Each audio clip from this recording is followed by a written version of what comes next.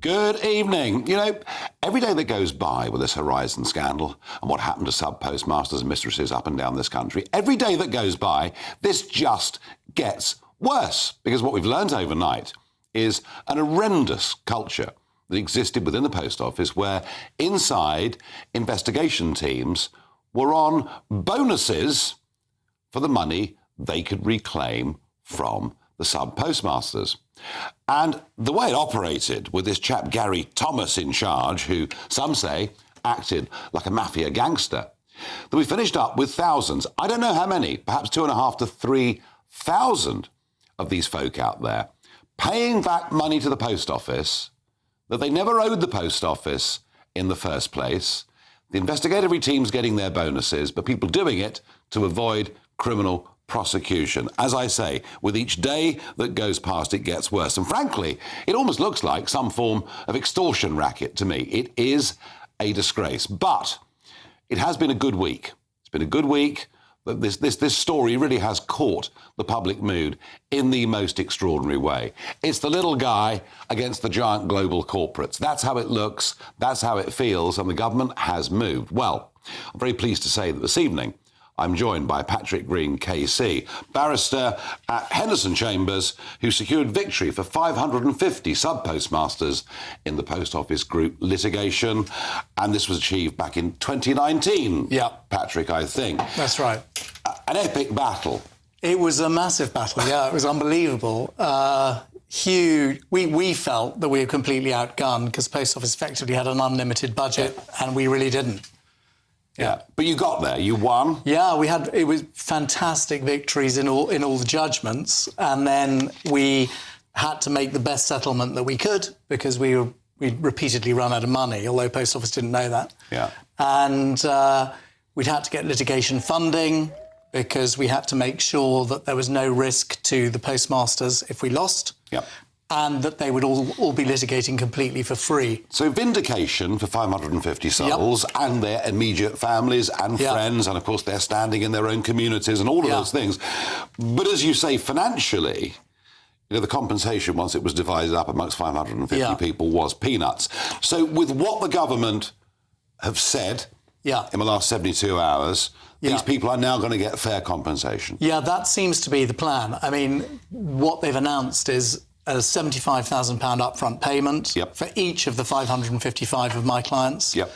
And I think what's implied is they will then look at those cases in which further compensation is due. Up to a package of 600,000, depending on circumstances. We will see the detail. I just want to see the actual detail. I'm sorry to be careful about it, but after all these years, I think you've got every right to be. Because it does seem to me that it's all well and good, the minister getting up in the House of Commons and saying these things. But many of those people that you defended are becoming quite elderly, aren't they?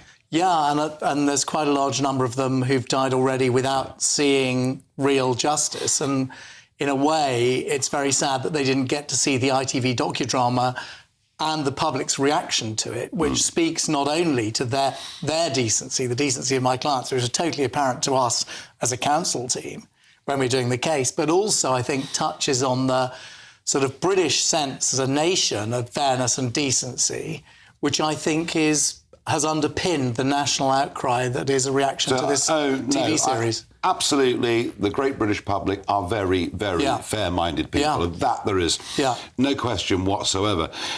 But of course, I mentioned at the top there, we don't quite know the number, but it looks like 2,500 to 3,000 sub-postmasters paid money back that in the vast majority of cases they didn't need to pay back, but they were too scared of being taken to court. Oh, well, I mean, they were massively intimidated, and indeed in the litigation, one of the things we pleaded was that they were put under economic duress. So that's absolutely right. But just in terms of numbers, Nigel, and I think it could be more. Really? Yeah, because I think from memory, we had 555 claimants, and of those, I think only 69 had been convicted. Right. Right. So if you do the maths, gosh, it could be an enormous number. It could be about 10 times 500. So I'm going to say something 45,000. Not impossible. Some of those may have smaller losses. Yeah. But being forced to cash in your ISA. Yeah. and stuff that money into the till when you've done nothing wrong. But I kind of get it. I mean, if they're saying, give us 20 grand or we'll take you to court, you probably think, I can't face the public humiliation of this. It's worse than that, actually, because what a normal company would have had to do is say, right, Nigel, I'm going to sue you in the county court or the high court. It'll be a civil case. You'll either win or you lose. If you lose, you just have to pay the money and some costs. But you're not terrified. No. Yeah? They didn't do that. They used their prosecutorial powers to say, Nigel, I'm prosecuting for theft. You're like, well, I've never stolen anything. Yeah. And then you're obviously terrified you're going to go to jail, because if you steal from your employer, which is analogous to this, you go to jail. And then on the door of the court, they would say, oh, well, actually, if you admit false accounting, you won't go to jail. So these people were like completely terrified. Rather like the American prosecutor. There's a system where you almost have to plead guilty to something.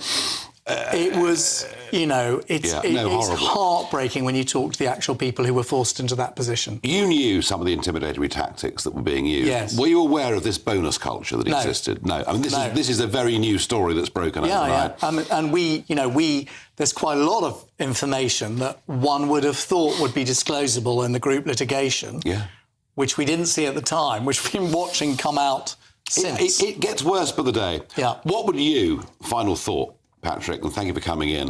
What would you like to see happen next?